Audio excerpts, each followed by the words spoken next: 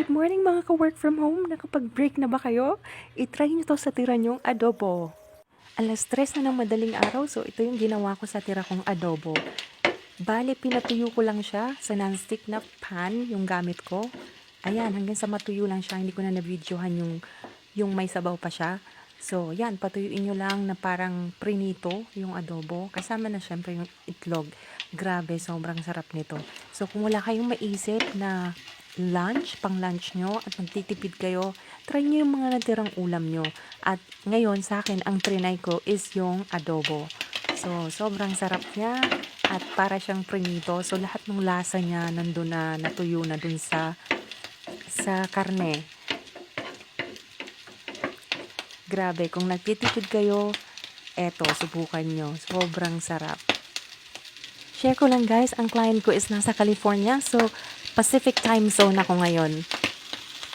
Hindi nga makukumpleto ang lunch kapag walang kanin. So, naglagay na ako ng asin, kaunting asin sa isasangag ko na bahaw.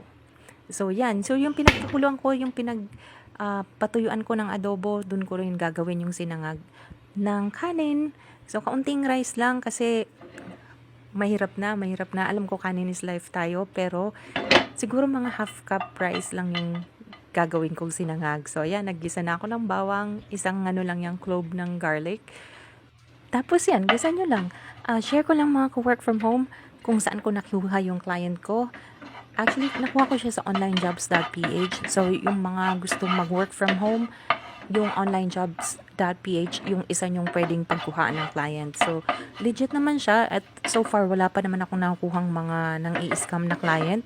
So, yun, try nyo siya and kung may tanong kayo, you can message me on my page and yun, tutulungan ko kayo sa abot ng aking makakaya. So, ayan na nga, nagigisa na ako ng bawang. Siyempre, yan yung nagpapasarap sa sinangag. So, gisa nyo lang guys. At ilagay na natin yung kanin. Again, kung nagtatrabaho kayo or work from home kayo, medyo ontian natin yung kanin kasi palagi tayong nakaupo. So, alam niya kung ano mangyayari sa tiyan nyo kapag yun, marami kang magkanin. Pero kung may time ka naman, so maglakad-lakad ka muna bago mag-start ulit ng trabaho. So, ganun ginagawa ko minsan. So, naglalakad-lakad or kaya nakikipaglaro sa mga aso. Pag work from home ka, nasa sa'yo na lang talaga kung paano mo i-keep yung sarili mo na healthy at yun, para hindi ka lagi yung nakaupo. So, pag lunch break, ayan, magluto ka kung ano yung tira yung pagkain para hindi rin masayang at syempre para healthy at makatipid ka. And after that, pwede kang maglakad sa labas. And I know, madaling araw minsan, pero kung safe naman yung lugar nyo, pwede kang maglakad-lakad doon, walk with your dogs, or makipaglaro ka sa aso, o kaya maglakad ka lang kung wala ka namang aso. And then, yun, bago ka bumalik ulit sa pagtatrabaho, kasi syempre mauupo ka na naman yan. So, lalaki na naman yung mga tiyan natin. At syempre, hindi lang puro syempre magtubig ka rin, uminom ka ng tubig. So, yun, kung gusto mo talagang maging healthy while working from home. So, ayan, luto na. Yan, may kanin din kami sa mesa. Ito na yung adobo at ito na yung sinangag ko.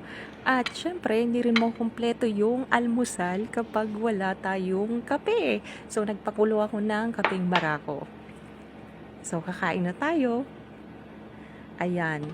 Hindi siya masyadong matapang. So, half teaspoon lang ng kapeng barako yung nilagay ko dyan. Tapos may sugar ng kaunti.